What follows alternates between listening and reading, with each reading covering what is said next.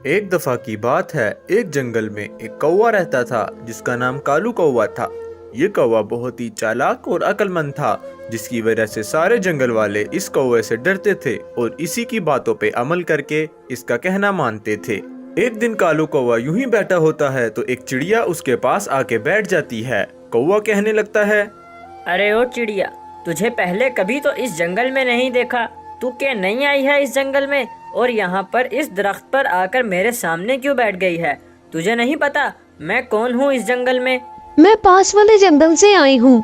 उस जंगल में शिकारियों ने आके आग लगाती थी, इस वजह से सारा जंगल तबाह हो गया, तो मैं भटकती हुई यहाँ पर आ गई। सुनकर अफसोस हुआ, मगर तुम्हारी इस जंगल में कोई जगह नहीं है, ना ही तुम यहाँ पर रह सकती हो। इस जंगल के सारे पक्षी मेरी बात मानकर ही काम करते हैं। मेरे पास रहने को और कोई जगह नहीं है, प्लीज मुझे यहाँ पर एक घोंसला बनाने दो।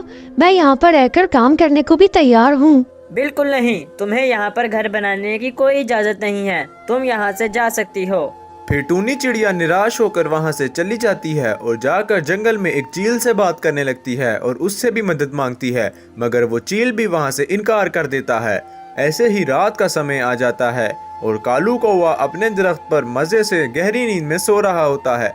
तभी वहाँ से कालू कौवे के पास टूनी चिड़िया आ जाती है। फिर टूनी चिड़िया वहीं आकर बैठ जाती है और सोचती है कालू कौवा तो सो गया है, अब वो आज की रात यहाँ पर रुक सकती है। मगर उसे क्या पता था कि अचानक से एक सांप कालू कौवे की तरफ बढ़ता है और कालू कौवे को खाने के लिए आ जाता है। भाग जा यहाँ से, भाग जा, नहीं तो तुझे मार दूंगी।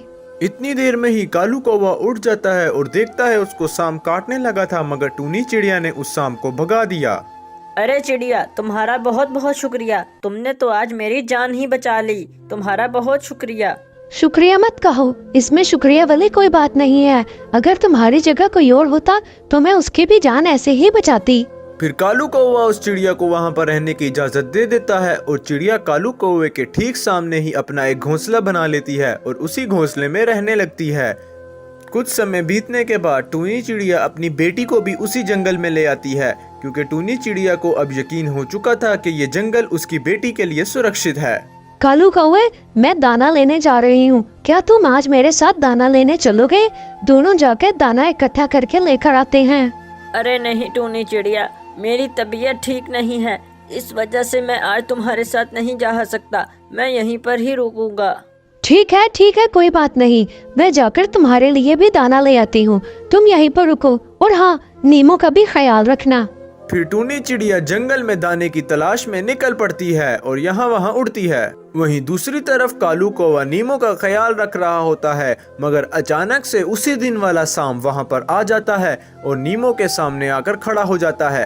तभी कालू कौवा उसे भगाता है। अरे भाग जा यहाँ से, ये डंडा देख रहा है, यही तेरे सर पे मारूंगा। आज के बाद यहाँ नजर नहीं आना, ये मेरा इलाका है, चला जा यहाँ से। कालू कौवा उस सांप को डरा के वहाँ से भगा देता है और उसके बाद कभी वो सांप वहाँ नजर नहीं आया। तभी वहाँ पर टूनी चिड़िया आ जाती है और कालू कौवा टूनी चिड़िया को सारी बात बताता है। तुम्हारा बहुत बहुत शुक्रिया कालू कौवे, तुमने मेरे बेटी की जान बचाई। ये तुमने मेरे ऊपर बहुत बड़ा एहसान कर दिया है। अरे इसमें शुक्रिया की कैसी बात है? एक वक्त वो भी तो था जब तुमने मेरी जान बचाई थी। आज मैंने तुम्हारी बेटी की जान बचा दी तो ये बदला पूरा हो गया। इस कहानी से हमें ये पता लगता है, कर भला सो हो भला। अगर आप किसी के लिए अच्छा करेंगे तो कल को आपके लिए भी कोई अच्छा करेगा। टूनी चिड़िया की दिलचस्प कहानियाँ और मजे की वीडियोस देखने के लिए हमारे चैनल को सब्सक्राइब करें और हर वीडियो को लाइक करें। हमारे चैनल पर आपको टूनी चिड़िया की और बाकी सभी उसके दोस्तों की कहानियाँ मिलेंगी।